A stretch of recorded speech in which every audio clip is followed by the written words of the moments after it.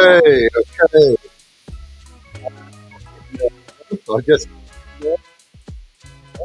I'm just talking. Let me stop the music, I suppose. Ah, let the music rocking there. I'm just not. All right, all right. Let's get this show on the road. Let's get this show on the. I'm feeling strong, people.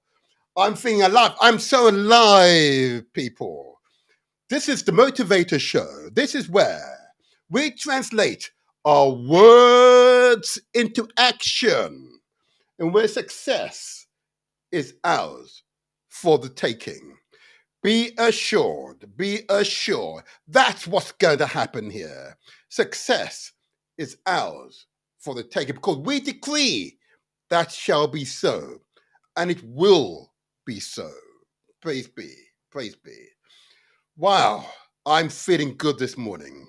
I'm feeling really good. So let's get the show on the road because we've got a lot to do this morning and it'll be a particularly important show. I'll be introducing a new subject, a new peoples to look at, to analyze, to understand, to get to know, to establish brotherhood, as it were, kinship, as it were, deepen our understanding of our wider families. Yeah, let's deepen our understanding. When families work together, they grow together. Okay, and this particular family, hey, 8:45, you will know who they are. So this is the Motivator Show. This is where our words are translated into action. And of course, success is ours for the taking. And I mean that. It's got to mean something. These are not hollow words. Yeah? These are not hollow words. So, first of all, we're transmitting live via galaxyafriwi.net. So, those of you on galaxyafriwi.net, welcome to the Motivator Show. We're also transmitting live via YouTube and Facebook, again under The Motivator Show. That's DE space Motivator space show. The Motivator Show. D, of course, means the, but we said D. And the connection between my Caribbean origins and, of course, continental African origins will be apparent throughout this show. Hey, our roots are deep. We're also being transmitted via Mixcloud, live again under The Motivator Show, purely audio. But if you really want to see my personage, there you go. You could try YouTube and Facebook. That's where we're transmitting live. You can see as well as hear, hey, the show. And there are many interesting pictures and diagrams in the first 15 minutes of this show before we go live with Galaxy Freeway, which are informing you, empowering you, and preparing you for the show to come. Okay, I say show, really it's edutainment, education, but entertaining education. Yeah? That's where education should be. Entertaining, thrilling, stimulating, encouraging, empowering. Yes, this is where to be. Yeah, this is where to be. Now, let me just make sure my sounds are coming through all right before I begin the show in earnest. All's looking well. All's looking well. I can see the sound via Galaxy is fine. Sound via YouTube is fine. Sound via Facebook is fine. And I see the sound via Mixcloud is fine as well. Don't you worry, we'll continue to extend the platform to spread the word. And I'm grateful, first of all, for the supporters of this show. As you know, it started during the mad time of COVID, and we were all in lockdown, Yeah, but it's continued by popular demand, by all accounts. It has continued. It's absolutely good, and I will continue to do the shows. I've got not a problem doing them. It is taxing. There are many competing uh, uh, demands on my time, but it's good. These are stimulating experiences. So there you are. I will continue doing these shows, regardless of all the interference that we've experienced recently. Okay, but I know some people are frightened of the messages. Some people are downcast by the messages. Some people don't want the message to get through to you. It's okay.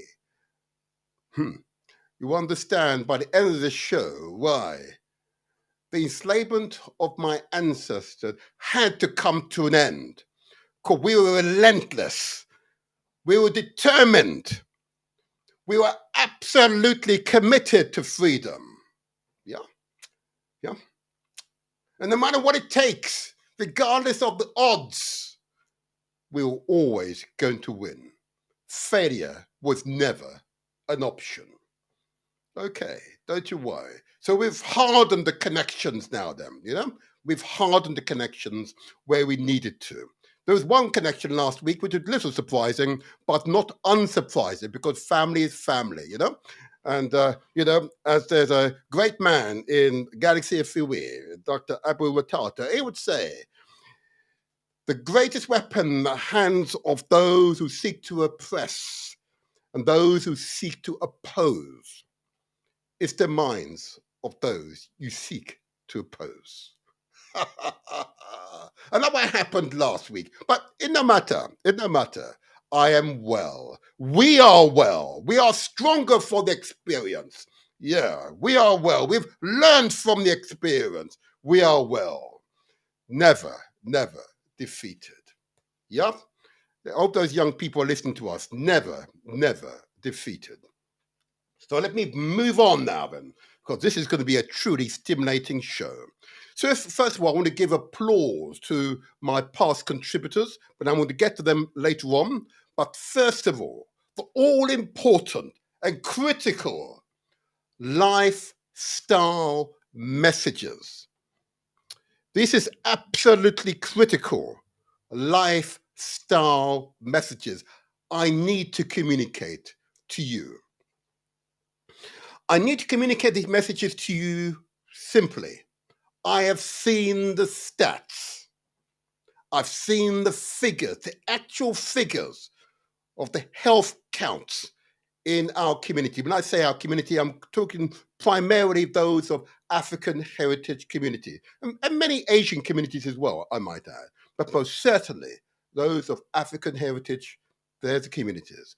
Whether from the Caribbean, or from the continent, born here in Britain or Europe, of African heritage. That's primarily is the audience to what this message is being communicated. Why? Because the messages are clear and ambiguous. Because the figures group us into our family groupings, as it were, ethnic groupings, if you like, representing the majority world global population, most certainly. Why are these messages important? Lifestyle messages important? Because I give life to abnormally high levels of illnesses in our community, but illnesses which are avoidable. They are illnesses caused by our actions, or in some cases, inaction. Yes, inaction. And we now must take action to effect the changes in our community's general health. We must be determined to see those changes through. We must be determined.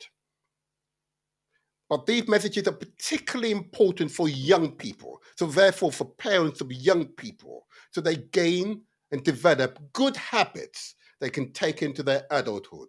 But these messages are equally for those of us of mature age, who've formed their habits and now have to go through the process of unlearning some of these habits. So let me begin and understand what I mean by those habits and why the figures are terrible in relation to our community. I ask you to consider the amount of sugar and salt that you consume every day. Those sugar and salt that you deliberately add to your food, ask you to consider whether it is necessary. Do you really need it for the flavor? Yeah? For the enhancement to flavors? Do you really need it?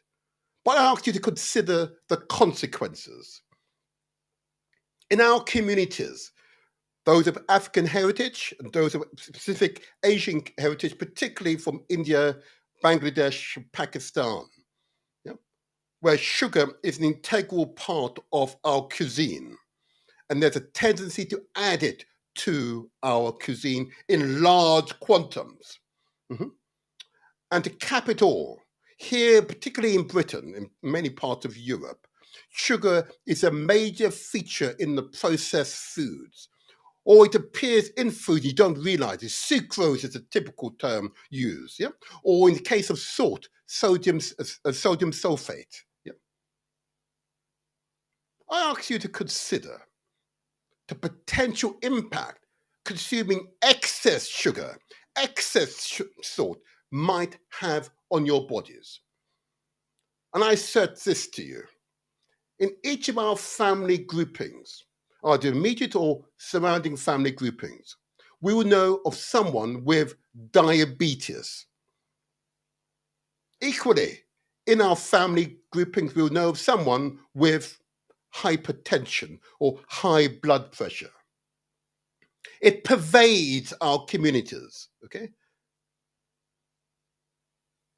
Diabetes is a direct result of excessive consumption of sugar or sucrose, as might be described on the packages, okay?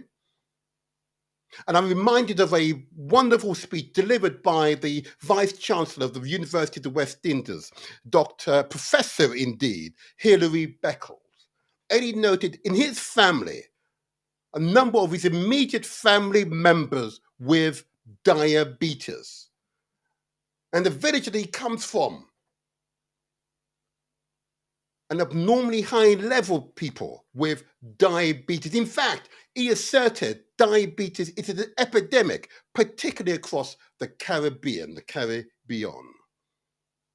Here in Britain, you are twice or 3 or 4 times as likely, if you are a person of African heritage or Indian subcontinent heritage, to have diabetes, with the consequential negative health impact that will have on your bodies.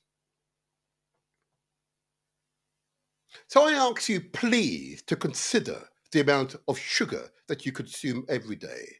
I no longer purchase sugar from the grocery store, but that took, and I would admit, 10 years to achieve. Because as a child, I developed a sweet tooth. Let me be really frank with you, a sweet tooth. The consequence was difficult to wean myself off sugar. For the most part, I have. But I have to admit, whenever I see sugar, my mouth waters. Oh, yeah, in preparation. But my determination, that I want better for myself, for my family, because I got to set that example. For the community that I represent, I must set an example. I no longer purchase sugar from the grocery store. And I'm very careful to look at what I eat before it goes into my mouth, so that I am not consuming excessive amount of sugar. Equally, salt. Okay, and many of you will know that salt hardens the arteries, makes it more difficult for blood to be pumped around your body. Hypertension or high blood pressure pervades our communities.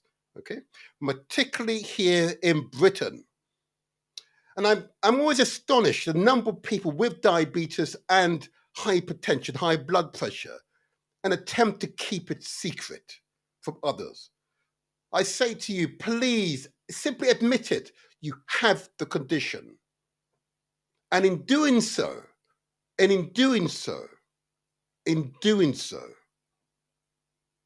you remind others that we need to take personal responsibility. We need to take action, both for ourselves, our loved ones, and our extended friends and families. It is mission critical. These two conditions alone are extremely harmful to our bodies over time. So I simply ask you to consider the amount of sugar and salt in your diet.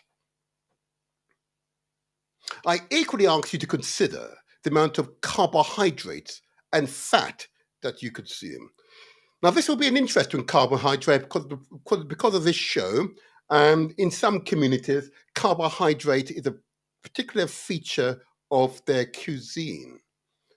But in those cases, often, those people are involved in considerable amount of exercise, consuming and using the energy that carbohydrate provides to your body. Mhm. So consider this way. Unless you are living in a place where it's primarily non-processed foods, okay, it is likely you have a slightly higher amount of carbohydrate. It's got carbohydrate uh, uh, uh, of you have a higher amount of get the word right now, fat and carbohydrates in your diet. That is true. But far too many Africans, particularly who live in the Caribbean, Europe, or the Americas, are not in that position. They are not in that position. They are not in that position. And therefore, the overconsumption of carbohydrates and fat is harmful to our bodies. The overconsumption of carbohydrates and fat is harmful to our bodies. What tends to happen, we store it as energy in our bodies. Yeah, we convert it to energies. And you see members of our community with the bloated shoulders, the bloated abdomens, the bloated thighs, and the bloated buttocks. Look, I see men and I see women. In some women, it kind of falls in the interesting places. But actually, those women are storing up problems in later life. Again, another public health fact, particularly for the African heritage and Asian communities here in Britain. Far too many of our women are overweight. I've seen the latest stats. It's over 60%. How absurd. And there is a ward not far from where I live where more than 80% of the children are overweight with a BMI above 25, 30. Yeah? Obese, in other words. They are storing up problems for their general health for future life. We can and we must do better. We can and we must do better. So this is a public health alert. We must control our intake of fat and carbohydrates. It is a challenge. I realize it is a challenge, but we must do better. And lastly, I ask you to also to consider the amount of, and this is going to be an interesting one, particularly those of you who enjoy rice, okay? And if you think about it this way, let's think about rice as a principle, and I could give the ingredients in a moment. It is a real challenge to us as a community, okay? Our cuisine, because often our cuisine is formed during a period in which you worked hard in the field, where you're very much involved in manual labor, yeah? And you're consuming an enormous amount of energy throughout the day. That is what many of our cuisines are designed to support us through. But actually, most Africans, particularly if you live in the Caribbean or Europe or the Americas, okay, and many parts of the motherland of Africa, are not working on the farm. They're not involved in physical labor. And the consequences, if you don't work off, if you don't use the energy, okay, the excess calories that you're consuming are simply stored in your body. Yeah? And that leads to general ill health. So I'm going to cite rice as being a problem for our community. Consuming rice in the quantums that we eat every day is a challenge. You recall a nutritional pharmacist here. He made the recommendation, generally true for most people. You should not be consuming no more than a fistful of food per setting. Yeah, that's the recommendation. But you see often these plates of rice, these plates which contain the yam in particular, which are large quantums, okay, far more than our bodies require in terms of the calorific intake. So I simply ask you to consider the amount of rice that you're consuming each day. The recommendation is no more than a fistful. If I simply say rice, I know you will all understand what I mean. No more than a fistful. But this is not an instruction. It's a recommendation. If in doubt, please speak to your doctor, speak to your pharmacist. They're the professionals. What I'm providing is general advice. Common sense advice, mind you, but general advice. General advice. Common sense advice, but general advice. And if in doubt, go verify. Yeah. And I don't mind being challenged on these details. I really do not mind being challenged on these details. The doctors, GPs, your nutritionists will all recommend this. We need to eat far more fruits and vegetables and keep meat to no more than 5, maybe maximum 10% of our total nutritional intake. Far more fruits and vegetables mean fruits and mean particularly green vegetables, but a broad range of vegetables. The experts will tell you you should consume, at least drink, I should say, at least 2 to 3 liters of water per day. Much of the water will be in the food you consume anyway, provided it's not processed food, yeah. But nevertheless, you should nevertheless make every effort to drink between 2 to 3 liters of water per day. I have my water handy here. There you are, there you are. I keep it handy. I try to drink 2 to 3 liters of water per day. Okay. They absolutely recommend, you don't need to be an expert because it's, again, common sense advice.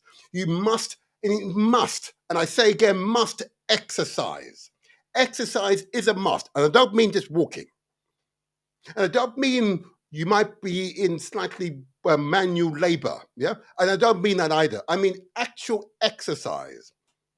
Where you go to the gym and you exercise and you stretch all your muscles, not some of your muscles.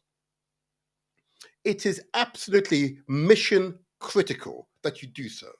Exercise is absolutely critical.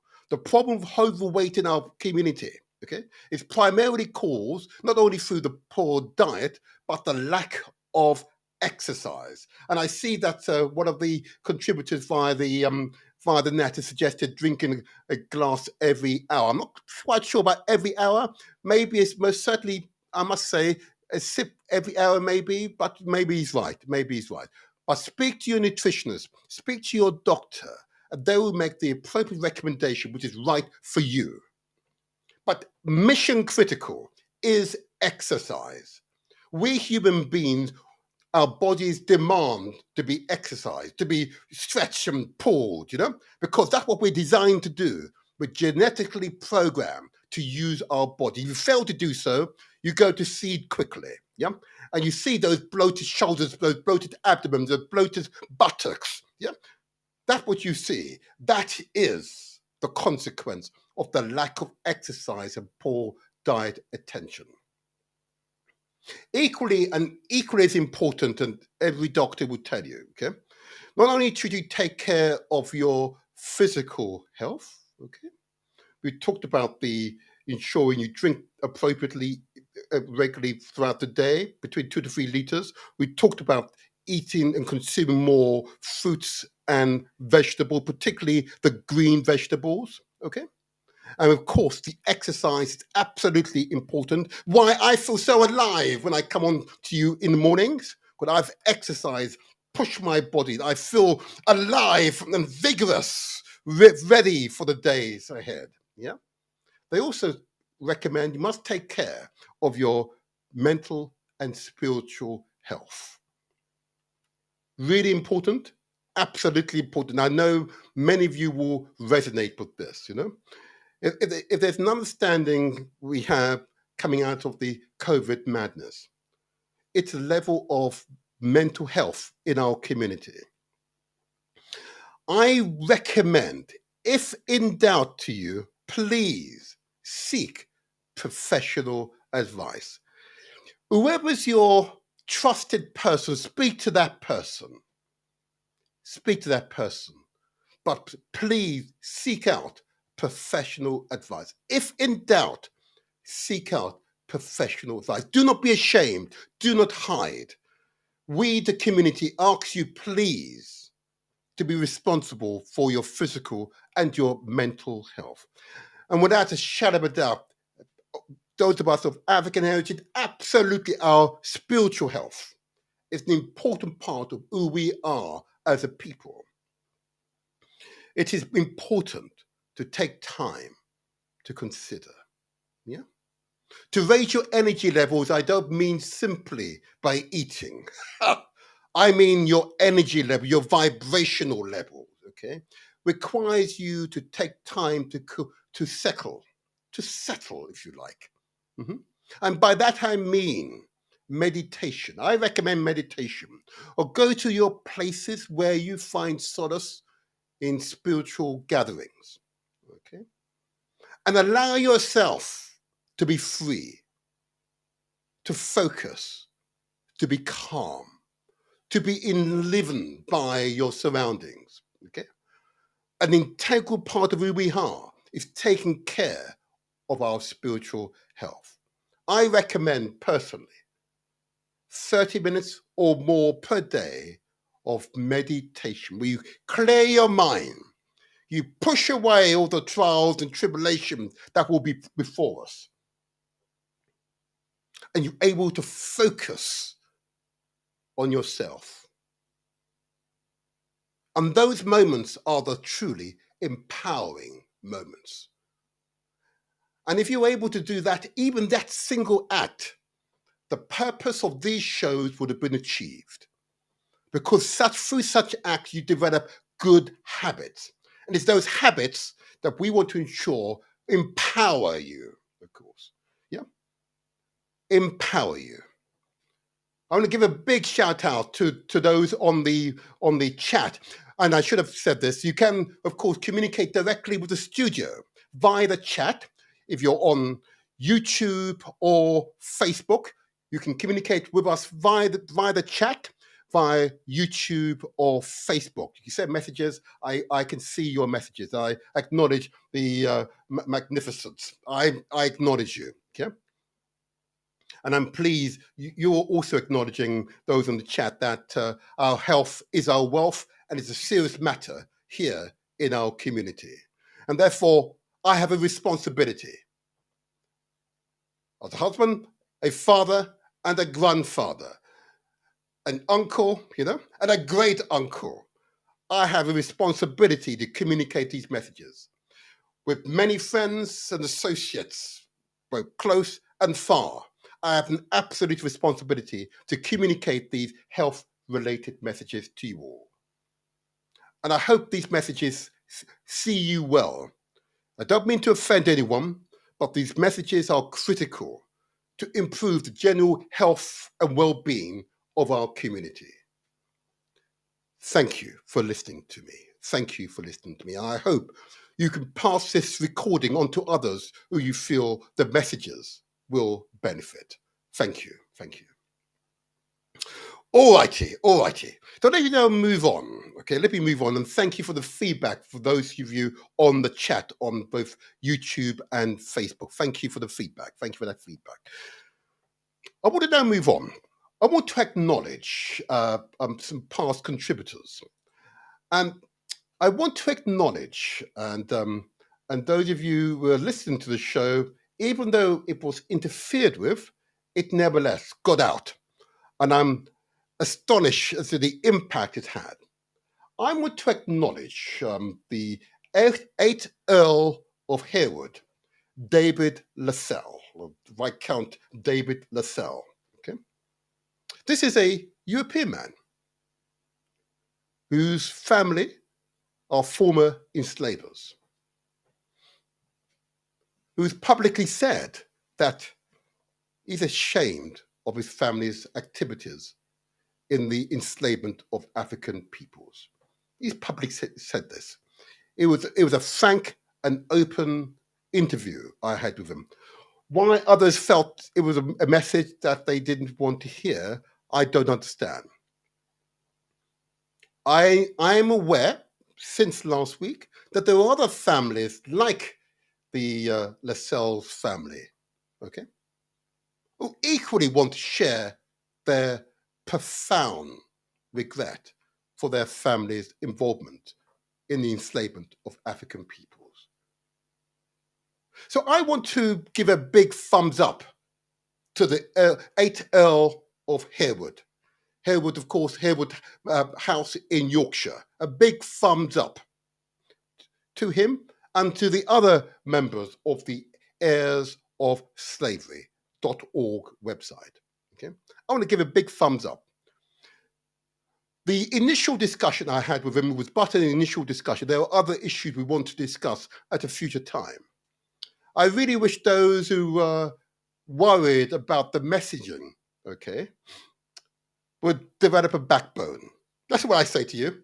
I just wish they would develop a backbone, really. Because through dialogue, you know, the 8th Earl of Harewood was prepared to come onto an African-centric platform such as this to speak frankly with us. And he provided some understanding of his family and the work he and others are engaging in supporting our communities to overcome the ills of the past, which still affect us today. So I want to give a big thumbs up again to him. Well done. And thank you for your courage. Your courage is appreciated. Okay? And we look forward to speaking to you again at a future time. And I say again to those without the backbone who interfered with the show, I just wish you'd develop a backbone. That's all. Just develop a backbone. You know, through our confidence and strengths, you know, we assure the future. Through our confidence and strengths, we assure the future. Okay. I also want to give a big shout out, and you know, this is an interesting one for me because, of course, as I go along and I consider many of our peoples, you know, and what we do as a people, you know, it is always interesting, you know, it is always interesting. And I pause at this point because, of course, what I want to say is this. All of our contributors give of themselves because they want to share positive messages to the community. Because the whole purpose of these shows is to empower. Empower through examples. To empower through examples. And setting an example means that others can follow. Which is why I'm so enamored by people like, for example, previous contributor Selina Carty of the Black Poppy Rose campaign. Those of our grandparents, parent age, who are involved in past world wars. We should not forget them and their contribution to our very existence today. Even though some Britishers wish to pretend that they never existed or made a significant contribution to ensuring Britain, America, and other nations of Europe were able to resist the Nazi expansion across Europe. Yes, there were Nazis in America, and yes, there were Nazis here in Britain, but their positions were diminished by losing the war. Yes, we as Africans have experienced truly adverse conditions here in Britain, America, and the Caribbean, and Europe. But it would have been many times worse if the Nazis had been allowed to gain power. The Nazis, the fascists, the racists, have been allowed to gain power. And their brand of fascism was allowed to prevail across Europe and therefore eventually here in the United Kingdom and, of course, the Americas. That would have been bad for humanity. So it was important to recognize the African contribution to the world wars. So I'd give a big thumbs up to Selina Carty, and I hope to interview her again as in the run-up to the celebrations, Remembrance Day celebrations. Okay. So big thumbs to you, Selina. Keep up the good work. So now what I want to do, if I may, I want to turn to the topic for today. I know some of you will say I'm a little bit preoccupied with Nigeria of late. Yes, I am. The largest democracy in Africa, okay? A country with incredible potential. We must not allow that country to wither away that potential through internecine conflicts amongst the various peoples that make up that country. It is important we pay attention to Nigeria. It is important we pay attention to Nigeria and the peoples of West Africa, most certainly. It doesn't mean I'm not paying attention, we don't pay attention to Central Africa and to Southern Africa. It's just that in this particular instance, the largest democracy in Africa, with a population of more than 200 million, are likely to double or so over the next 20 to 30 years. That's a country we need to pay attention to. The economic potential is unlimited. It's only limited by the people's self-imposed limitation. And it's for that reason we must pay attention to Nigeria. So hitherto, I've conducted shows that looked at Nigerian politics, and the only other community I've looked at in Nigeria is, of course, the Fulani people. I did 2 shows on the Fulani people. Mm-hmm. And that was particularly sensitive because of certain instances that was occurring in Nigeria. And I will repeat that particular show, hopefully before the end of this year. But this time, today, I want to focus on the people for whom one of my regular contributors, and many of you would know her, Ndidi Ishiwa, comes from. Yeah? And that's, of course, the magnificent Igbo people. Mm-hmm. The largest ethnic group from that part of Nigeria, generally referred to as Biafra. Okay? I want to give light to that community today. Because as I conduct the research, I'm embarrassed at my grand age to discover the magnificence, the depth, the quality, the beauty, the handsomeness, if you like, of the people. And the power of the Igbo people. But the Igbo people are just one of many that make up Biafra. Mm-hmm. It's magnificent, absolutely magnificent. Soon I'll bring in my guest. But what I want to do, those of you who were watching the video that I was playing in the run-up to the start of this show on YouTube and Facebook, there was a series of interesting videos, okay? And I would just want to play that as a part of my intro for my guest today. Okay, let's see if I get the right. There we go. I put it up that way. There you go. So, wonder if how many of you can guess what this is? The code nut presentation. We are going to discuss the Biafra Remembrance Day or Biafra Day. Okay, and we're going to understand what that means to the people of Biafra. Okay, and of course, we are going to look at the many ethnic groups that make up Biafra. Okay, but of course, Igbo has been the largest ethnic group, which is a fact. And here we have a picture of Michelle Obama asking for the stop the killing of Biafrans in Nigeria. And of course, it is common sense that if you are viewing us via YouTube and Facebook, please give us a thumbs up.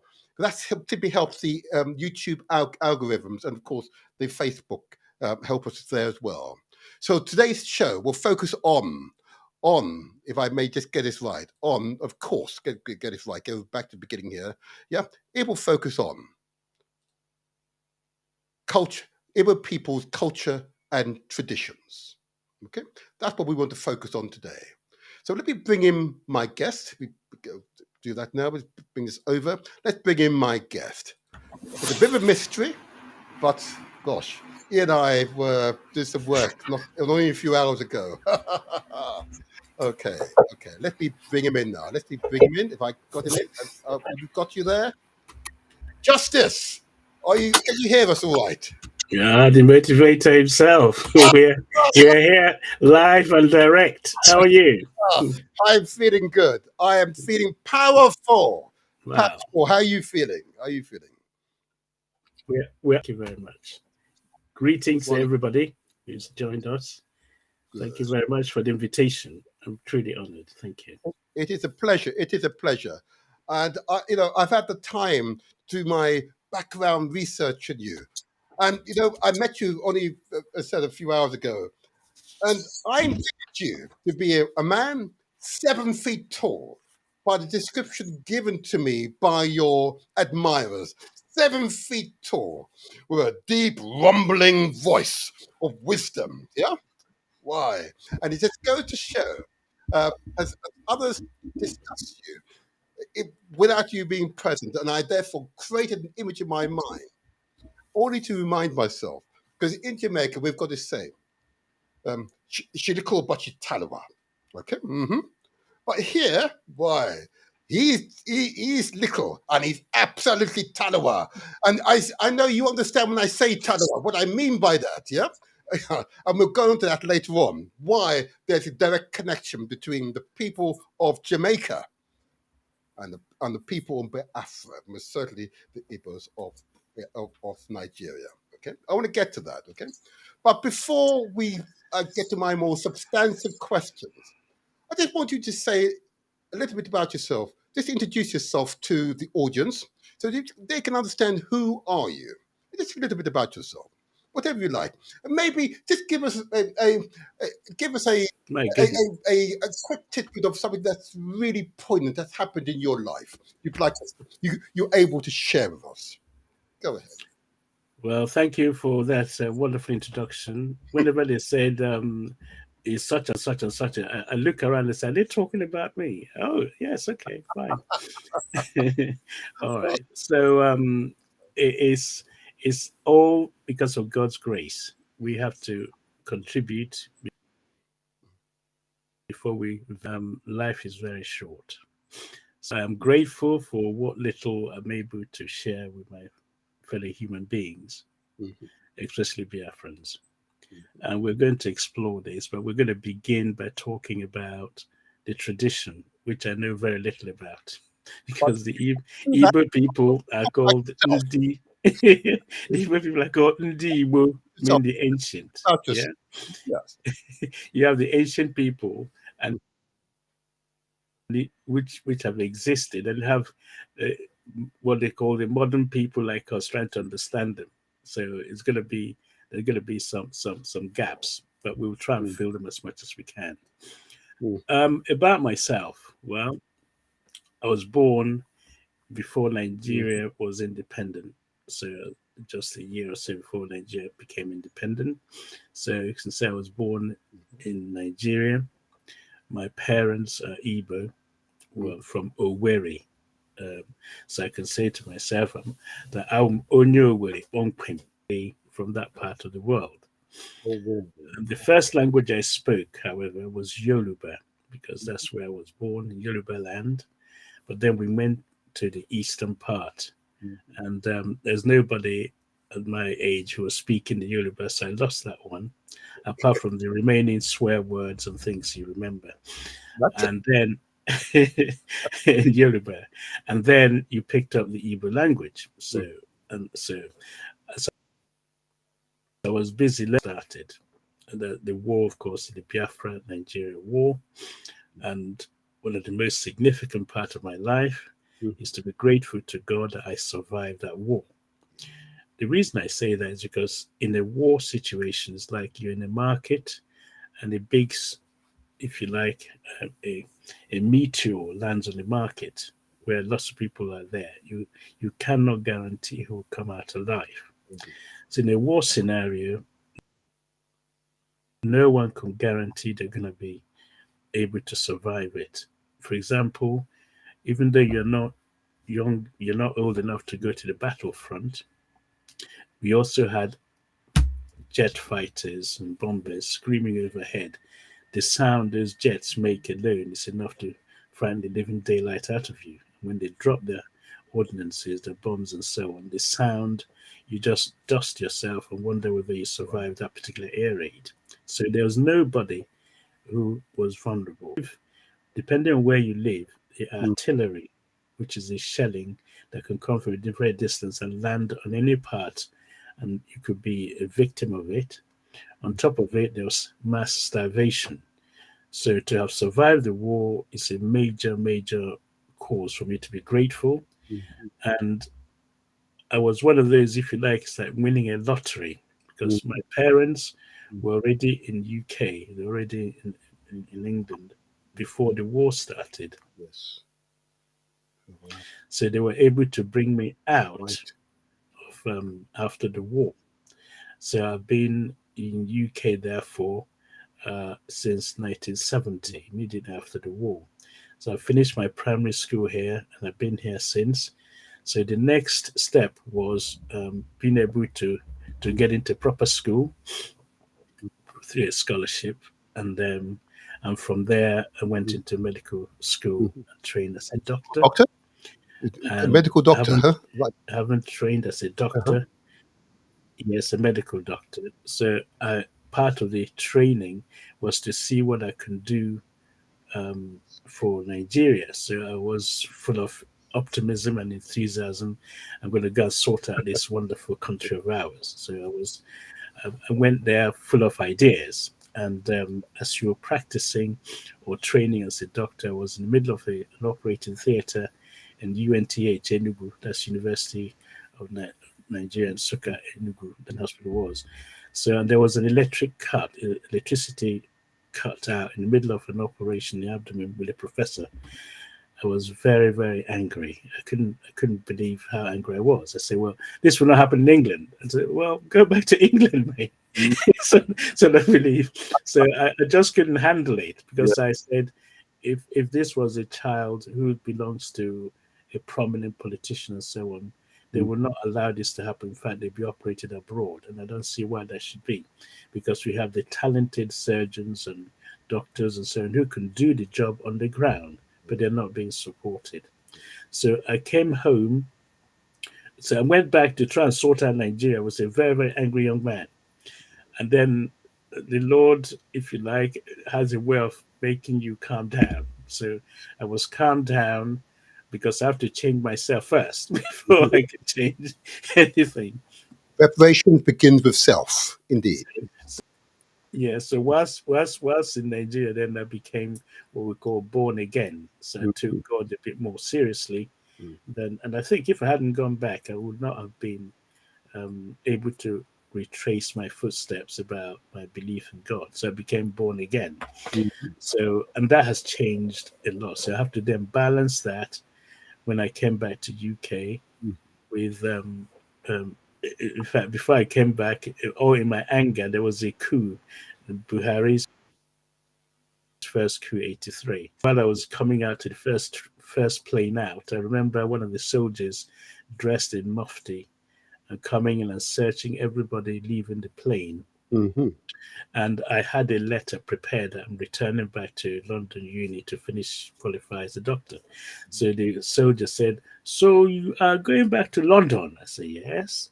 And he said, "So when you're going to be a doctor?" I said, "Yes." "So when you come back, you give me an injection?" I said, "Well, yes." Oh, wow. So I always remember that in the plane. So when the plane took off, there's something distinct I realized. Most of the people coming out were the white Mm-hmm. people, Europeans. And as soon as the plane took off, it is first plane leaving Lagos following the coup, they all started clapping. It's like, we've got to get out of this place, sort of feeling. So that is the type of situation Nigeria was. This is 1983, Mm-hmm. and things were very good then. So I qualified as a doctor and also balancing, and I'm an ordained bishop. So that is on the one side, the spiritual side. I carried on growing.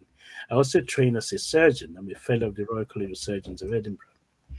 And last, I think it was a few days ago, we went to Edinburgh to celebrate the 30th of May, the IPAB people. And I remember going back into the Royal College of Surgeons of Edinburgh, which I am a fellow.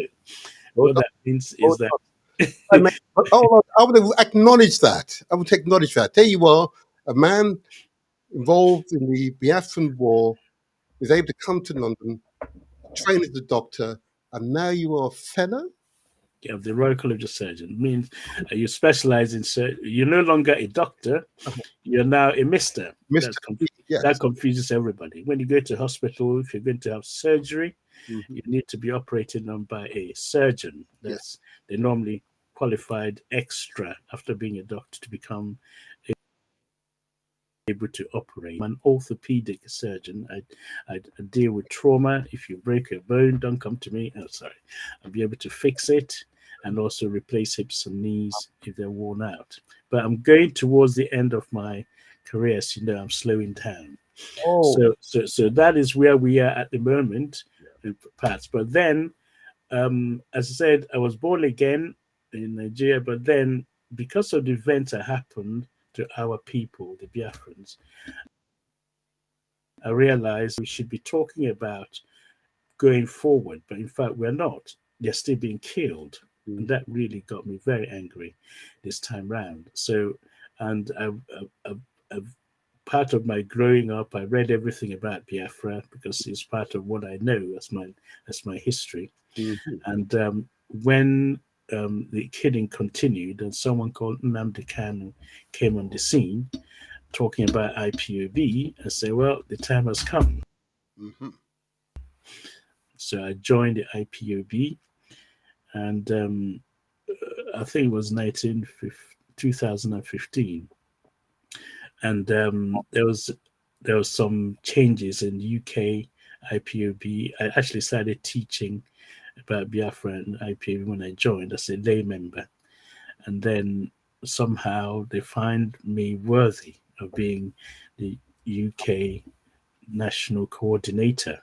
I don't know how that happened. Later, so things I had to share my abilities and like my knowledge and try to stabilize the UK IPAB family. So I'm no longer the UK, and I've come to Galaxy Radio station Good. and did some discussions then to explain to people what IPAB and what Biafra is about. And then I've moved on from being a national coordinator. I'm now part of I've got which to I ask you, serve for. you're moving around a bit, so we lose you so often. So I'm going to Okay, yeah. okay. So I moved on from the being national coordinator to part of the other in serving my people in other capacities. So we are now, but I've also been involved in various departments in the IPAB. I'm very focused on the educational aspect Good. called the Biafran Education Awareness Dissemination. and we tend to have a major organization meeting once during summer. This year is going to be the first Saturday in September. I think the second or so of September this year, where we go to Goldsmith University and the lecture there where we the Yeah. issues about Biafra.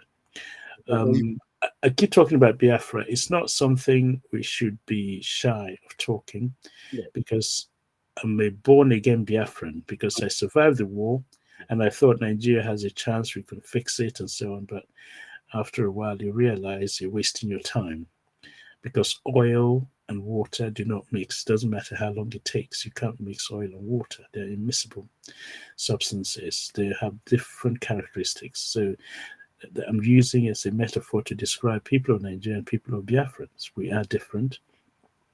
And what you need to do is to recognize that difference. It will not make Africa worse, it will actually enhance Africa.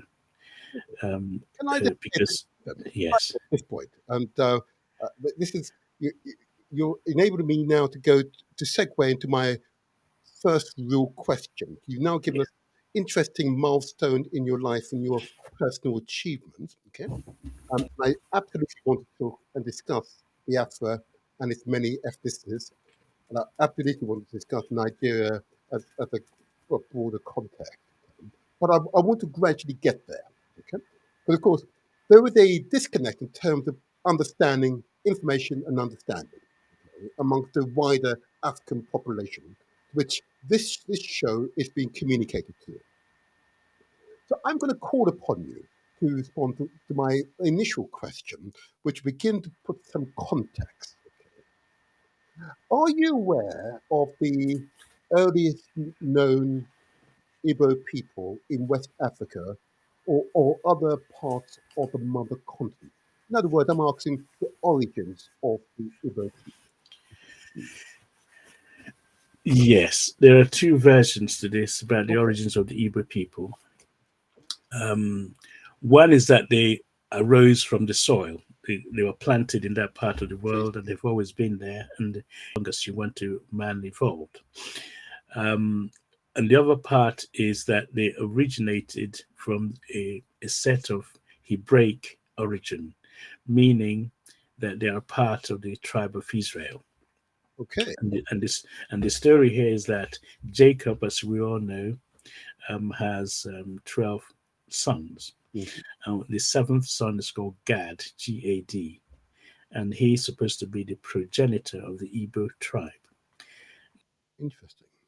Gad had seven children. The fifth, sixth, and seventh decided to leave Egypt before they went across, um, and came down south to escape persecution. And as they trekked down, they met. First of all, they came from Egypt to Sudan, then Sudan to Chad, and they crossed into the Benue. They crossed the river Benue into the river Niger, came down to a place called Omombala. In so one of the people, Eli, is the son of Gad, and he has other brothers, Areli and Aradi. So they all decided to settle in the place, and from there they farmed out and to literally populate the rest of the Biafran land. So there are several characteristics and evidence. Even the Israeli government have sent delegations to go and confirm that they do indeed have Hebraic origins. And there are indeed so many linguistic evidence, um, practices which are Leviticus based, circumcisions, what they do with the land, and all sorts of things that we will explore. I suspect it's not something we can finish in one day. In addition to all the Hebraic origin, they also have the word Hebrew. You can imagine how it can be stretched to be Hold on a Igbo. second. Hold on a second. I've not connected the two. As you said, it seemed blindingly obvious. Igbo, Hebrew.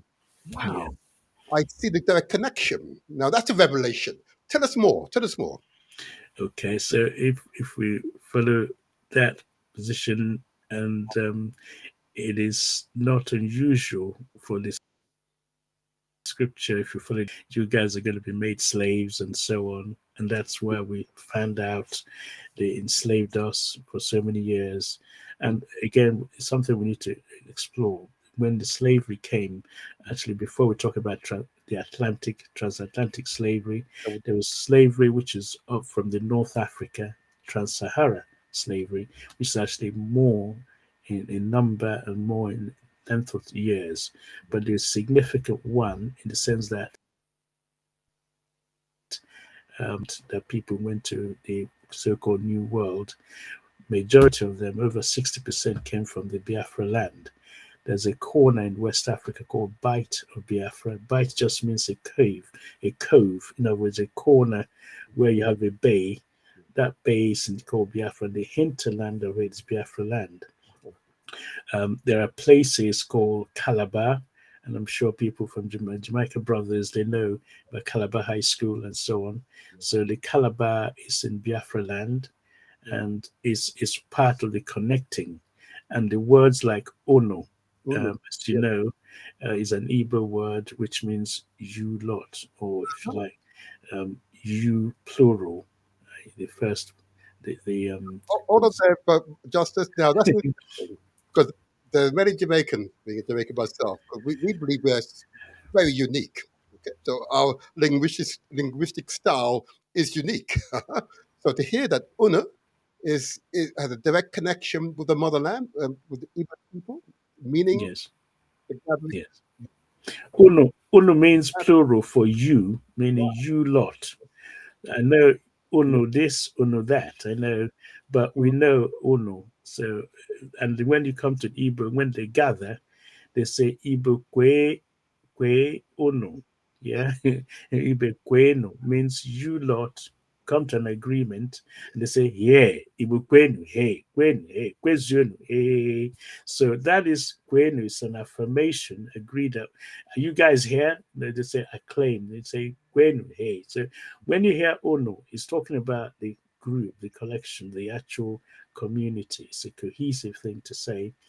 So, You and interrupt me again. I just got to say because there are many Jamaicans who have forgotten that of our true heritage. Okay? And what we are demonstrating here is direct connection, linguistic connection with our roots, our motherland.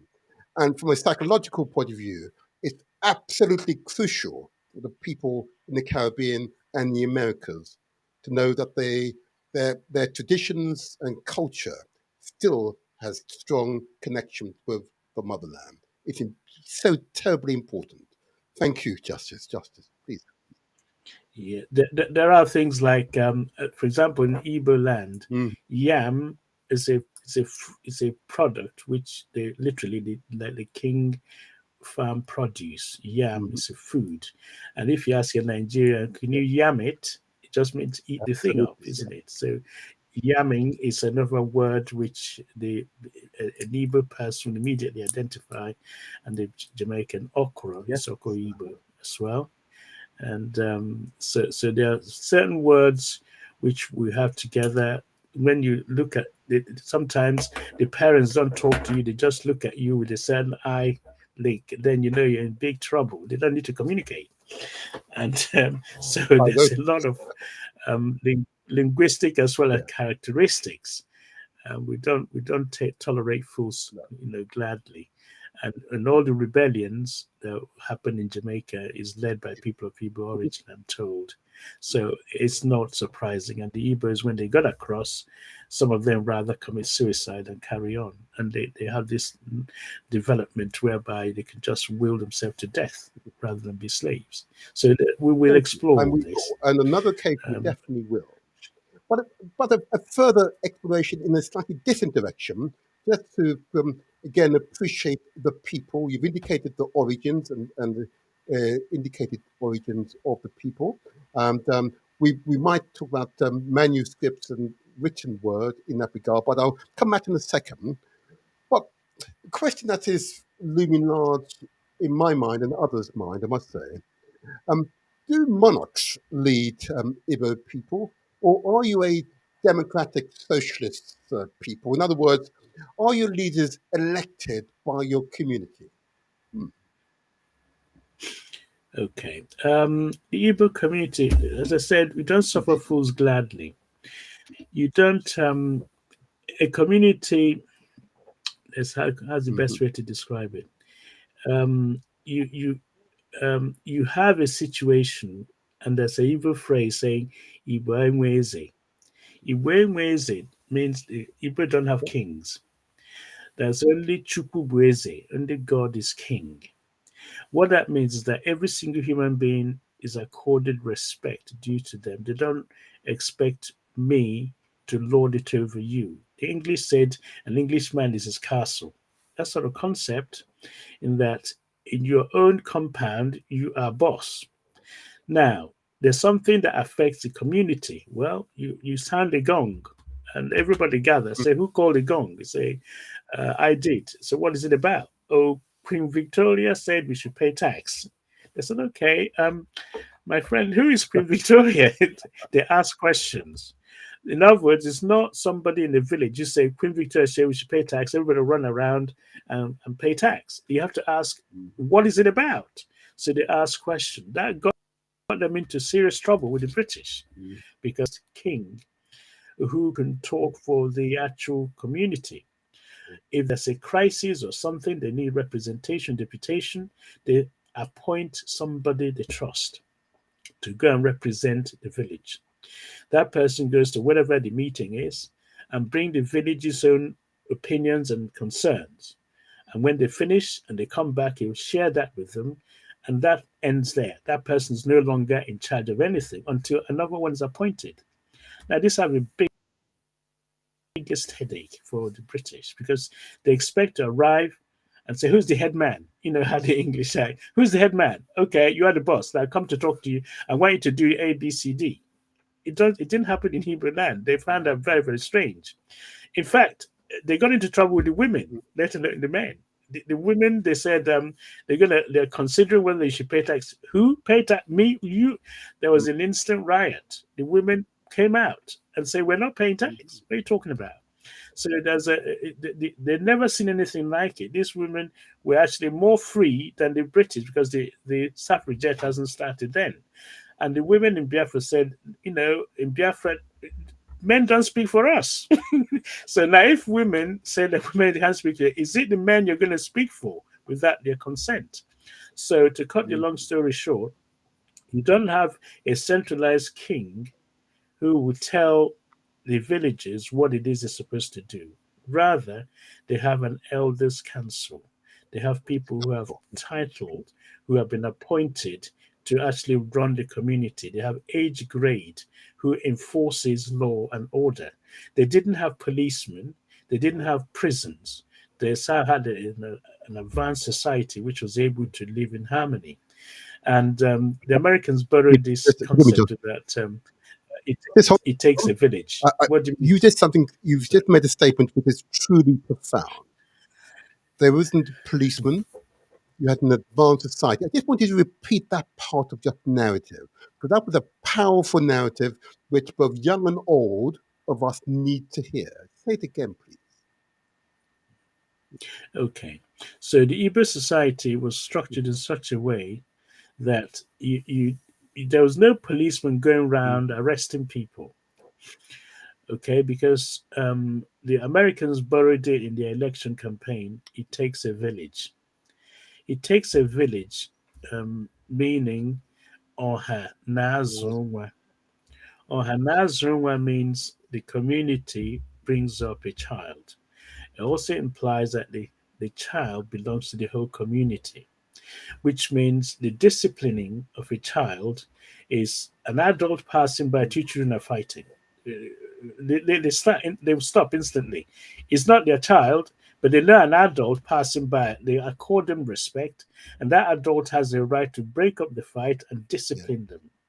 And if they go home and complain, they get more discipline But from their parents. So, I mean, those of us who started school, who started school in Biafra land, if you messed up, you get your timetable wrong, they flogged you. I mean, you go home and complain, you get flogged again for disappointing the family. So there's a lot of discipline. So in the sense that the community looked after itself, looked after each other. They're one of the ones that when the mm, schooling arrived mm, in Biafra land, it was the community to get together, not to build a swimming pool, not to build a leisure center, but to build yeah, a school. Your village are now built a school. So the next door village said, ha, village 70 has got their own school. What about us? Because people from village 70, their village will traveling to all the way to go to that school because it's an important thing. So you also build your own. So there's an internal, if you like, competition because everybody wants to advance. What I meant to say is that before the school arrived, Biafrans looked at the white man and they laughed at him because he brought this Christianity and say, "Yeah, we know mm, God. What are you talking about?" But the only thing that changed the Igbo land was that the Christianity also brought school. Now they say, aha, is that why these people know such and such?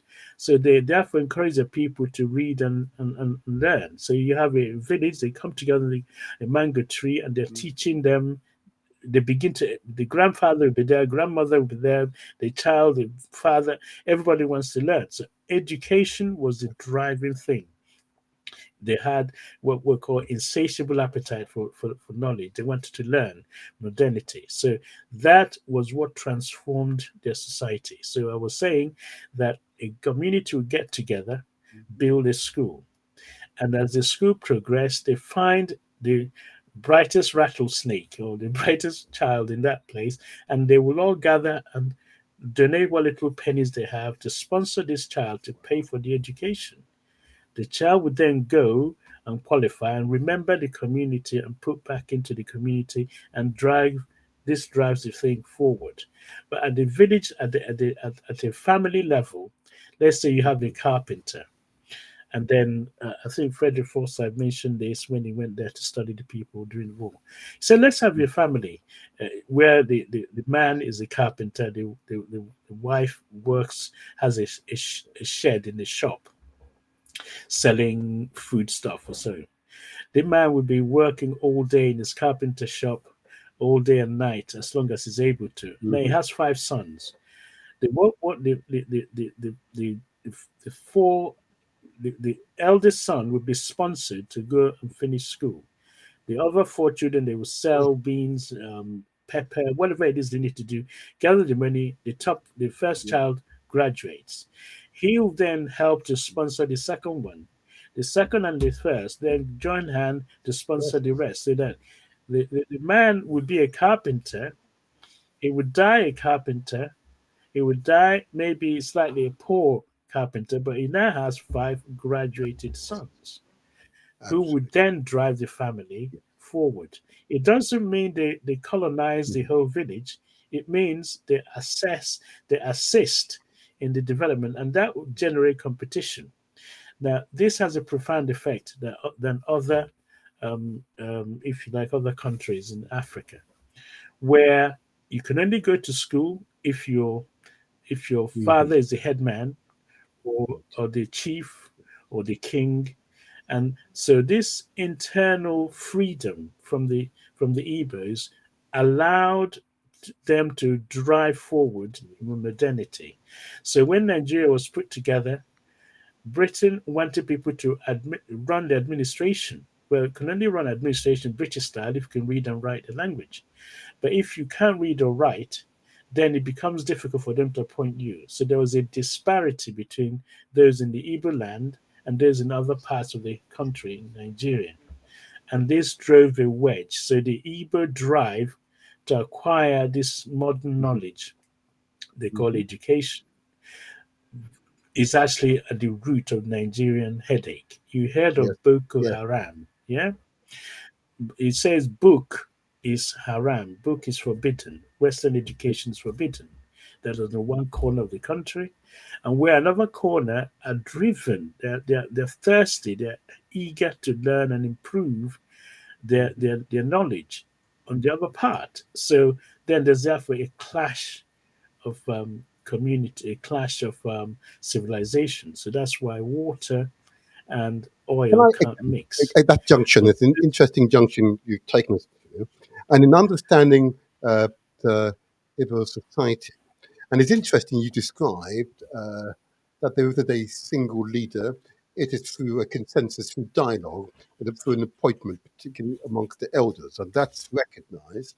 And that's a characteristic, I must say, across much of the continent, I must say, but quite specifically here, not to have a central family which has all the wealth for intended purposes is interesting, and a concept which I've got to tell you, being brought up for the most part here in this country, is alien, but intuitively, my my mature age makes perfect sense.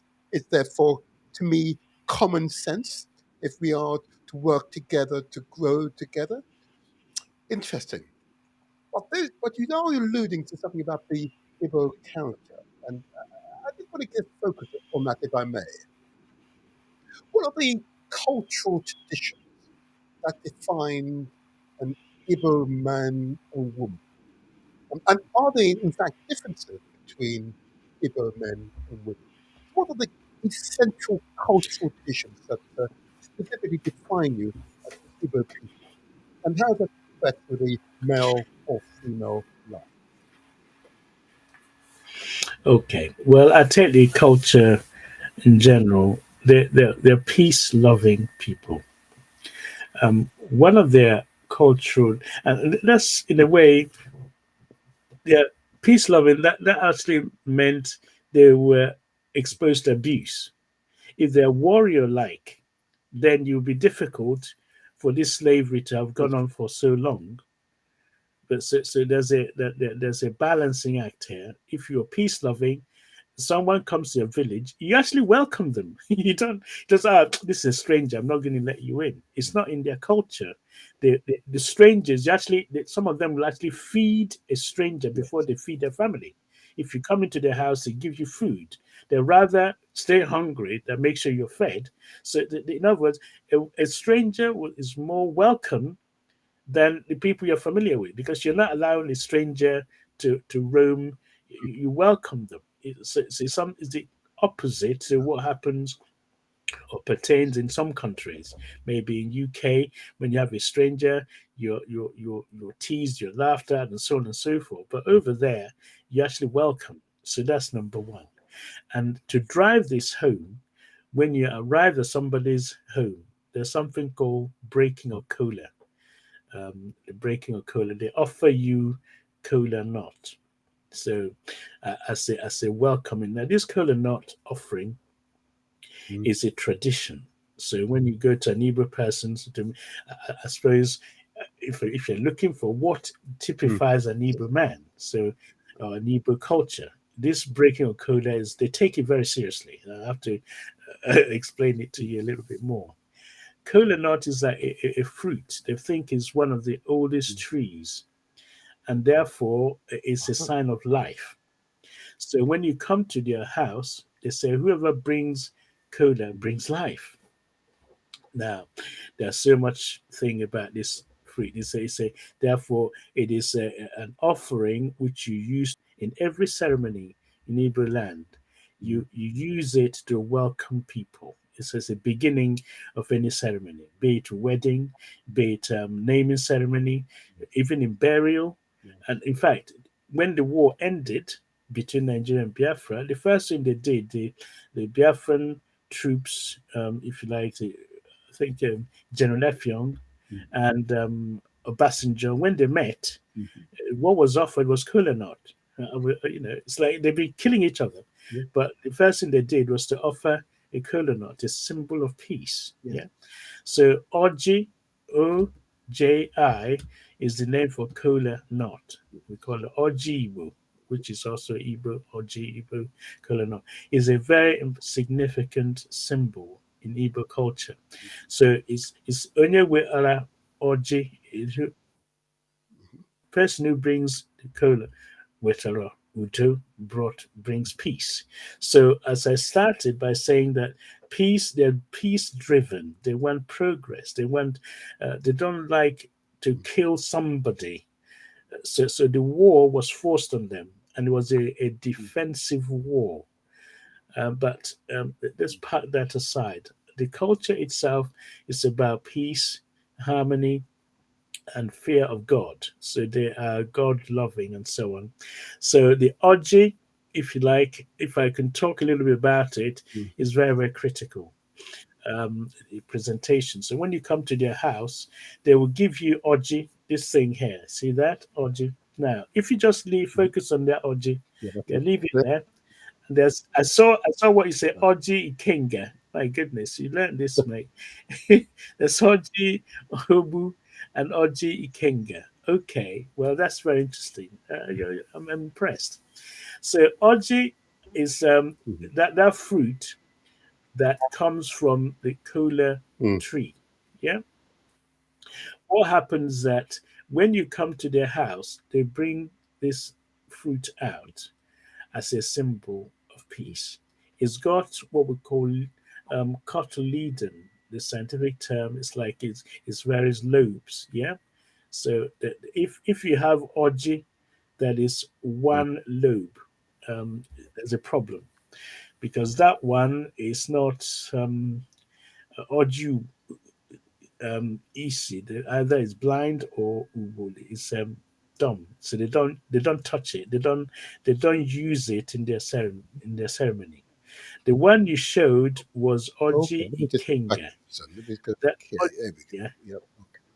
So there you go. Thank you for leaving. Just leave it there for a second. The number of lobes determine has its own significance. Yeah, they bring it and they use it for Mm-hmm. peace offering. They use it Mm-hmm. for blessing. They use it. In other words, it's not just something you Mm-hmm. give to people. At the bottom of that, there's a Okay. Oji Uwu. It means that that particular Oji has no parts to it. There's no lobes. It's just only one solid one. And you don't touch that one. You don't break it. You don't cut it. You don't turn it to pieces. You actually put it aside for them more for the spirits. You don't actually touch that one. The one on the right hand side, I think you mentioned, is Yes, it it does. Yes. Oji Mm. Kinga? That Oji Kinga is interesting because he has three lobes. It's like almost like Trinity. It's for the warriors. You're not allowed to eat it if you're not a warrior. If you're not, Oh. if you so in other words, every single thing you're looking at is very very complicated. If it's four lobes when you break it, it symbolizes four different market days, and they take four number very very seriously. And you again when you open it up is one you can use Uh-huh. to pray, and you bless it and you offer it. So the beginning of Igbo culture, you can't really do anything without orji. Okay, this orji, this kola nut is very symbolic. As you go up in the number of cotyledons or lobes, when you get up to about seven, then Right. it's prosperity. If you get up to six, it varies. When you get up to about five or so or six, one of it has to be given to your ancestors. You have to Mm-hmm. throw it away for the ancestors and share it. Now, there are issues with who's allowed to do this presentation. When it's presented, let's say in a wedding or in any ceremony, you don't give it to any old Tom, Dick, and Harry. You find the Mm-hmm. eldest person Yes. in the village on in that particular occasion as a mark of respect. If someone younger start breaking and talking about the Oji, then you're disrespecting the eldest person. So it's normally presented to the eldest person, and they will know what to do. They will Mm-hmm. bless it.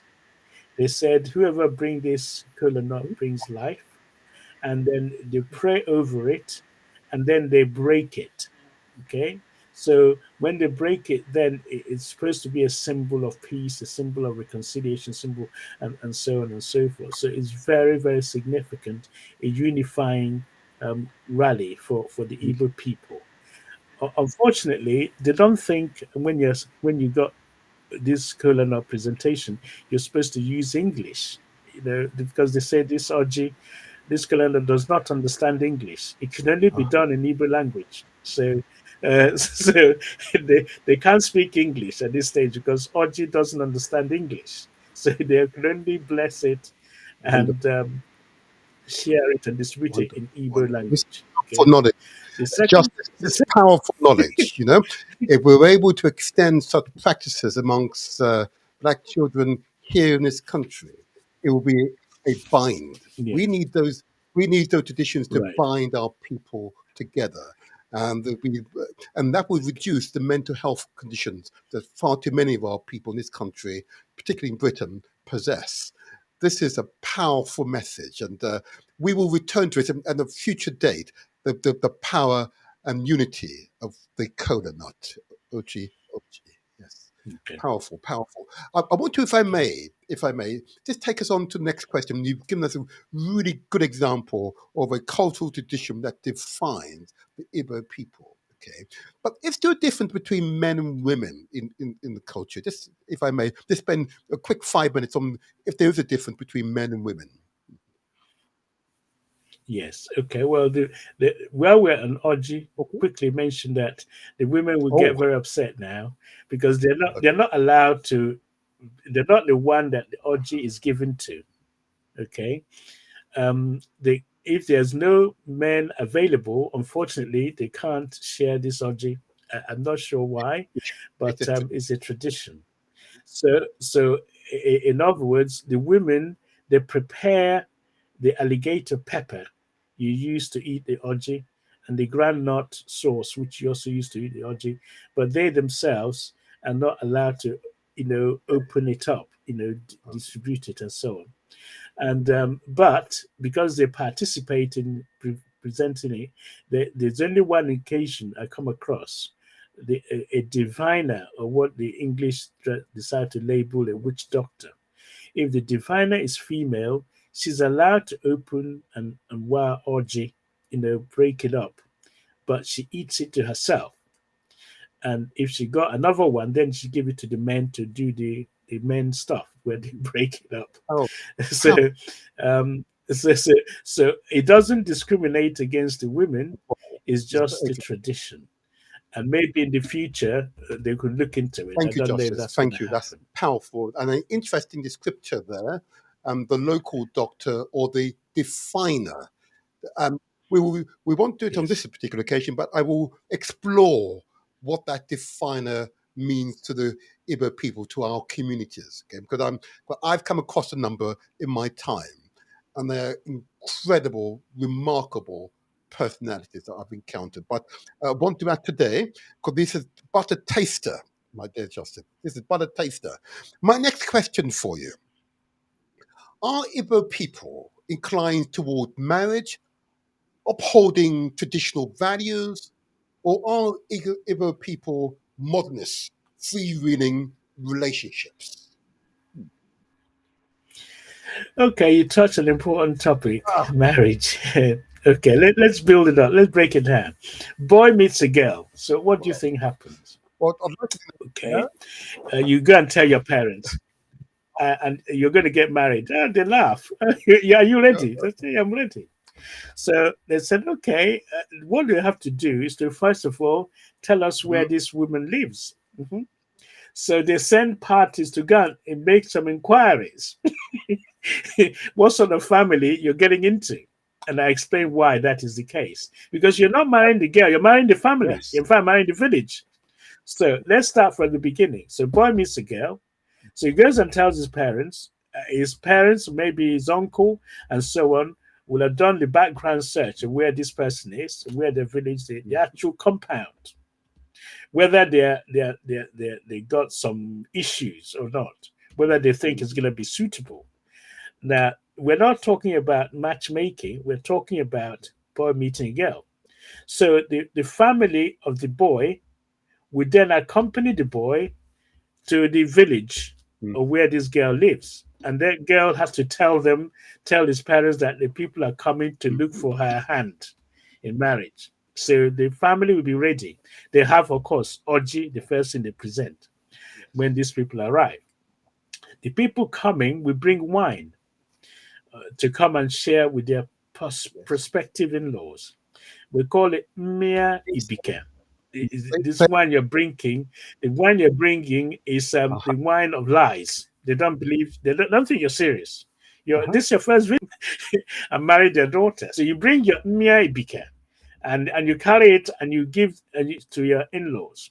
Your in-laws, you bring the kola nut and they share it. And after eating the kola nut, they say, well, it's nice that you people have come. We don't know why you came. Then you have to explain yourself. We have seen a flower in your garden. We come to pluck. So is that so? Okay. We know we have so many flowers. Which flower is it you want to pluck? Then it brings various daughters.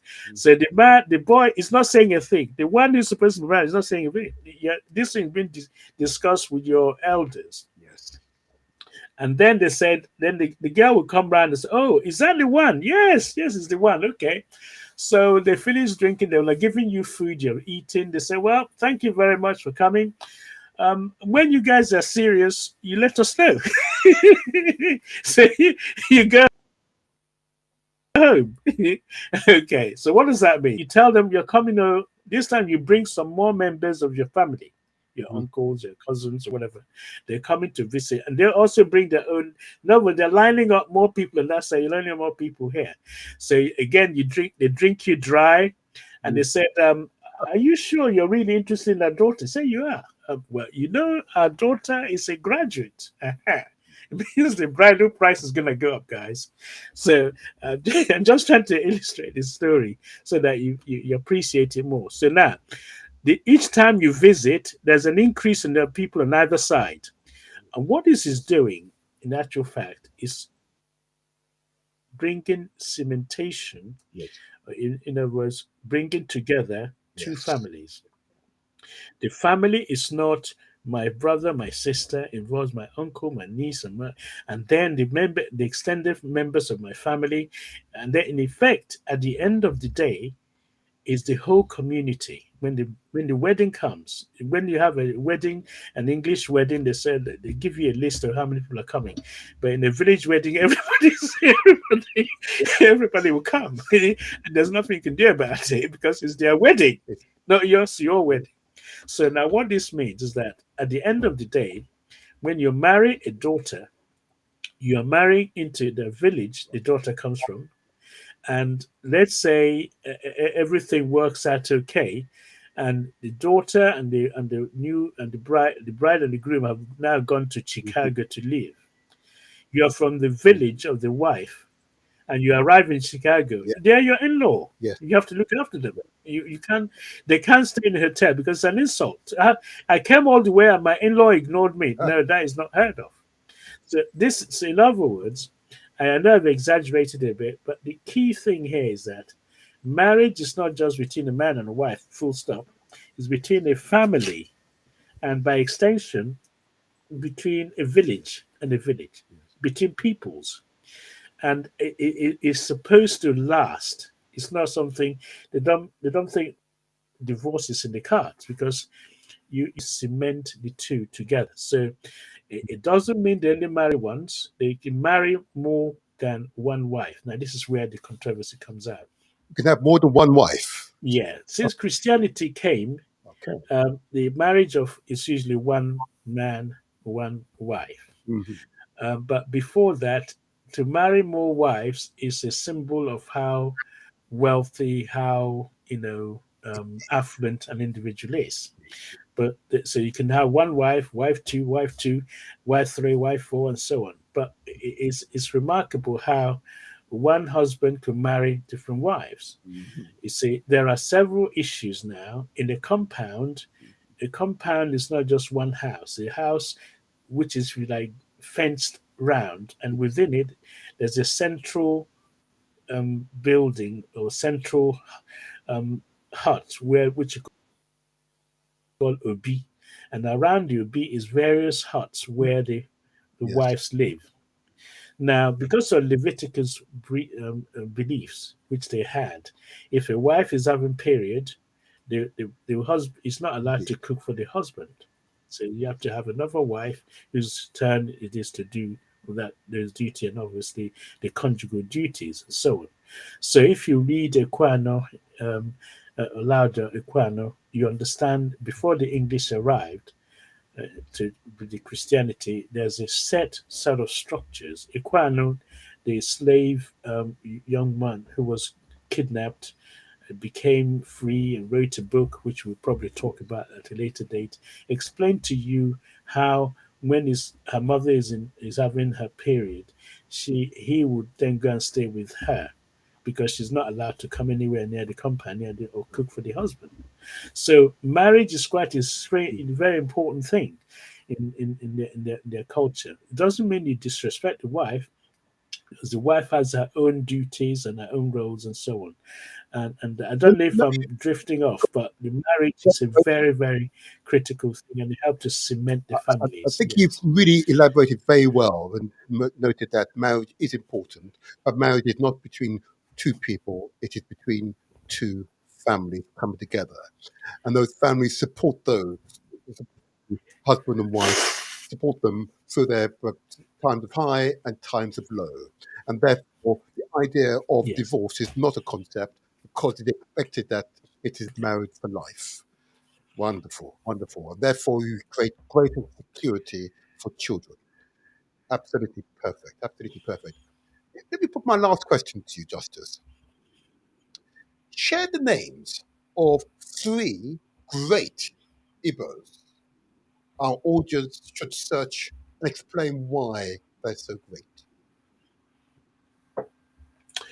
Okay. The one I mentioned earlier, Equano Lauda, is really worth reading because why? Because it gives you an historic feel of what an 11-year-old remembers Mm, of his homeland before it was taken into slavery.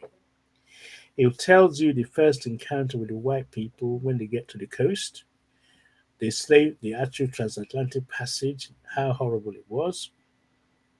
He then grew up among the British, actually fought in the British War mhm. as although he was a slave, he fought for the British in their warship. Then he was able to free himself by saving enough money and became free, and then wrote a bestseller where he traveled around to Germany, to Ireland, to America, explaining about the evils of slavery. He was among the abolitionists. He's been to North Pole. He's been to the guy's unbelievable. We're talking 1790s, 200 years or so before even any of the countries in Africa became their independent. And he married. He had two children. It was a phenomenal book to read. So and he wrote it himself. So that's the first bestseller. It's a bit like Chimamanda of this day and age. So it's worth getting hold. Equano Olauda. Now it's spelled with an EQ, Equano, but the Igbo don't have Q in their alphabet. It's KW. And so we've modernized it, but it's worth a research. And this book has so many series, so many editions, so it's definitely worth getting hold of. So it's Better than number one. thank you. Yeah. So the second one is someone called Chukwuemeka Odimegu Ojukwu. Okay. Now he's a very controversial figure who was again not born in Igbo land. He was born in the other part of Nigeria. He spoke that language, which is Hausa. Then he came to the Yoruba land, the western part. He also spoke Yoruba before he learned his language, Igbo. The interesting thing about him, as a 10, 11-year-old boy, he was arrested for being involved in the rioting before the war, during the Second World War. He was starting a school, and he was involved because a white person insulted a black woman. He was very upset, and he was arrested, and he was found sleeping in the dock during his Right. trial. But anyway, he went on to lead Biafra during the war. He's a 33-year-old. His innovative, or if you like, his the way he went about the trials and the tribulation of his people is very, very remarkable and is worth getting hold of. So he laid a foundation for what could be possible for black people, the way he led them, and in the sense that he inspired lots of people who were under threat of destruction to rally around and fight Right. for their Okay. lives. So, a little glimpse of what Africa could be if we have proper leadership. So, he showed some brilliant leadership. Hasten to add that he went to Oxford Oh, as one of the very first tradition and so on. So he left Nigeria, public school trained, went to Oxford, joined the army. They said he's ambitious, but he was prepared not to work in his dad's factories, his dad's business. His dad is a multimillionaire, so he decided to keep away from his dad and develop himself. He joined the civil service, and then in order to promote his dad, say, made sure he doesn't go to certain paths. So he said, right, he's not going to be bullied around. mhm. He joined the army. He joined, his dad said he was joining the army, right? I don't want him to be an officer, so to discourage him. So he came as a recruit. Now, the problem here is that he has Oxford training and he speaks English better than most English people. And the sergeant, drill sergeant, was saying to him, uh, remove this spelter cap, meaning safety Aha. catch of the rifle. He was trying to correct him. And of course, the sergeant was drilling him and making sure he's punished him for being insubordinate. So then the officer passing by said, "What is going on here?" So he said, "He was trying to tell this guy to the sepal cap. It's not how he said. He said safe to catch." So, so they realized, how can you have an Oxford graduate starting as recruit and someone being drilled, not understanding English and so on. So they then started him, promoted him to go and get trained as an officer. And then he was the first quartermaster general for the Nigerian army, and so on and so forth. So it's really What, worth reading. why is he particularly Um, worth reading for you? be, because for me, he stood for his people. He Mhm. fought for his people. He understood that if he didn't stand, first of all, the Nigerian history is something we're going to talk another time. He found himself in a position where he's directing the eastern region of Nigeria, which include the Igbos, other ethnic groups, which ultimately Yeah. constituted Biafra. And he found that these people were being, massacred, and there was nowhere in Nigeria that was safe for them. So he encouraged them to come home and say, if you cross this line, meaning if you enter Biafra, you are safe. So Biafra was like a safety net to try and protect them from further massacre. But then he went the extra mile. They tried to work out how they can live in peace after being massacred. That agreement was reneged. So he gathered them and they decided the best thing for them to form a new Mhm. country called Biafra. Haven't done that, the Nigerian invaded and say you can't break away from Nigeria because you're although we kill you, we're gonna kill you to bring you back into Biafra, into Nigeria. So the war was very bitter. And the reason why I need to read about him is what leadership can do, not because of who he All right. is. He was from a rich background, but he humbled himself to lift the standard for his It's people. interesting, of So course. We won't go into in any depth today. Biafra or Remembrance Day. I believe that's is it in May. I believe the 30th of May. Is that right? yeah, that was the day he declared the Biafra. Basically, the people from various tribes decided they can't trust Nigeria to protect them.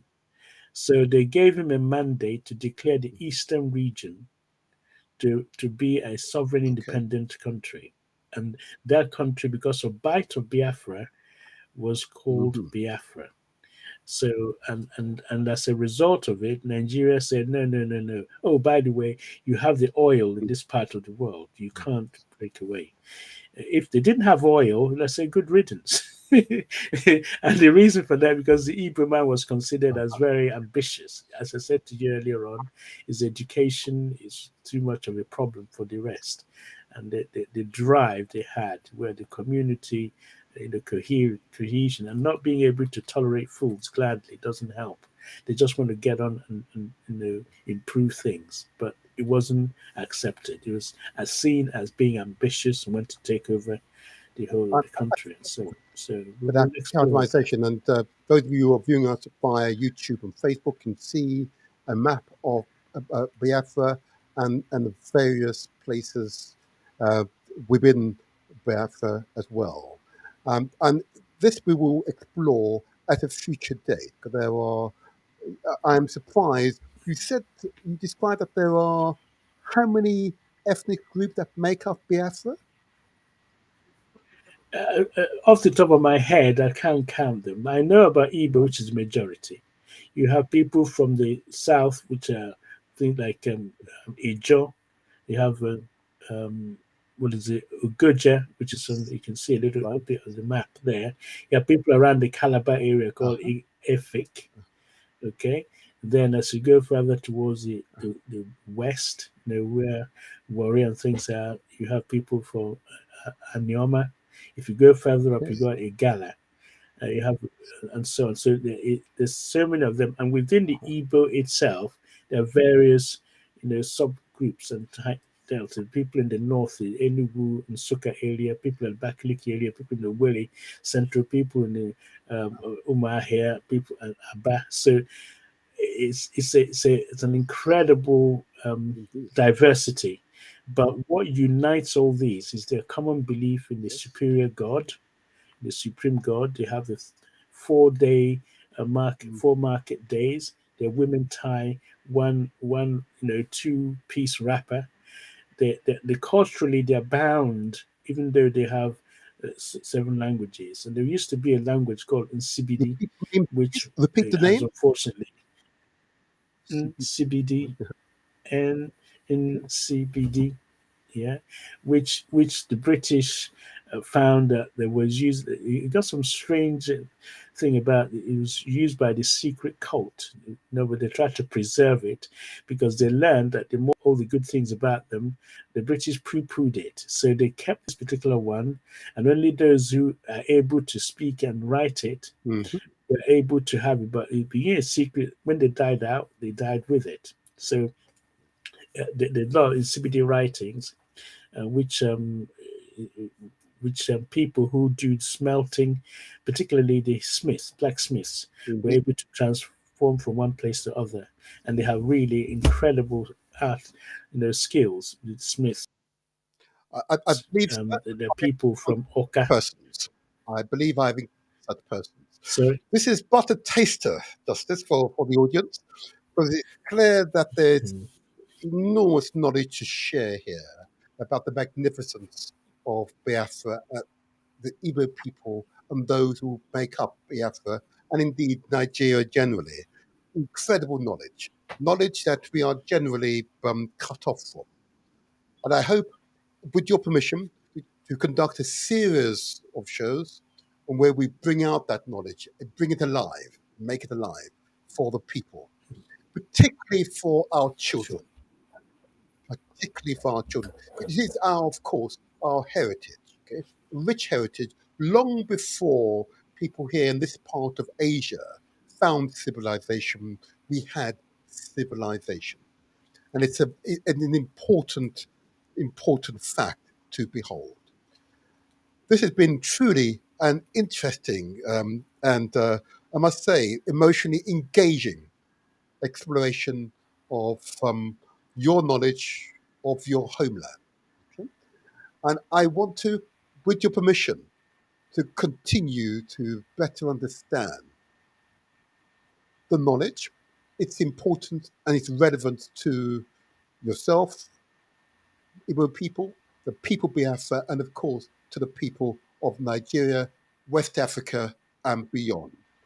I believe that such knowledge, yeah, facts, not just simply knowledge, facts presented in a calm and considered manner, which you have today, okay, will be a demonstration that the teaching of African history here in Britain is a travesty, an absolute travesty, and does a gross disservice to the magnificent history and people of Africa.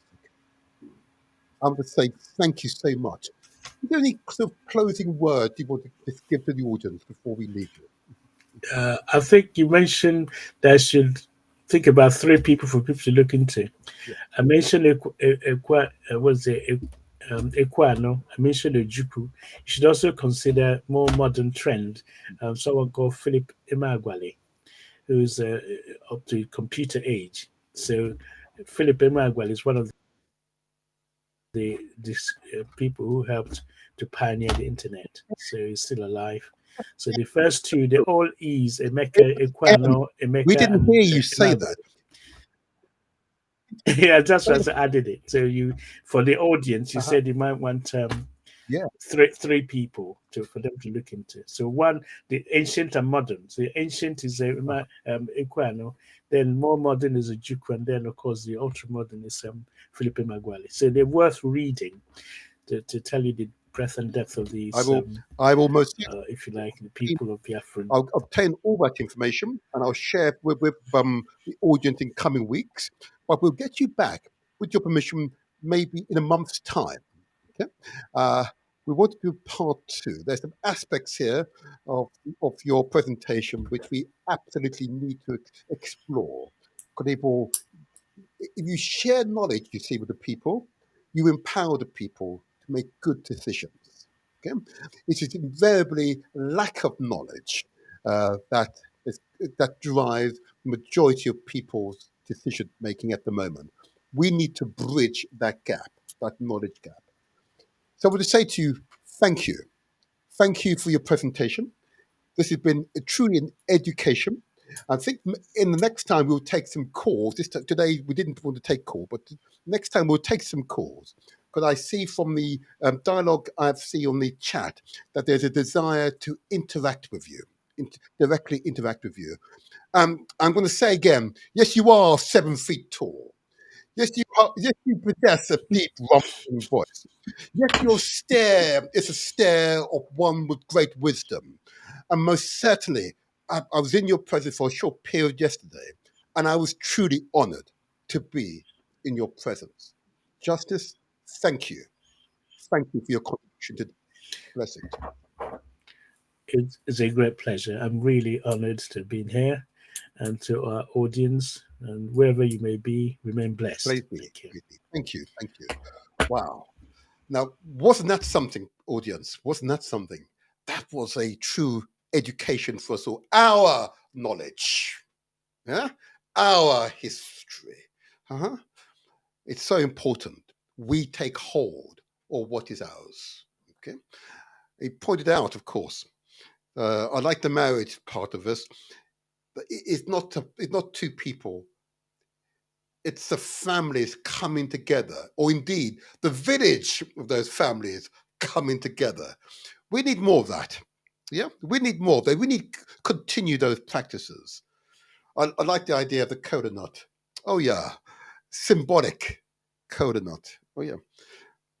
So to begin great occasions, first introduction is that coda nut.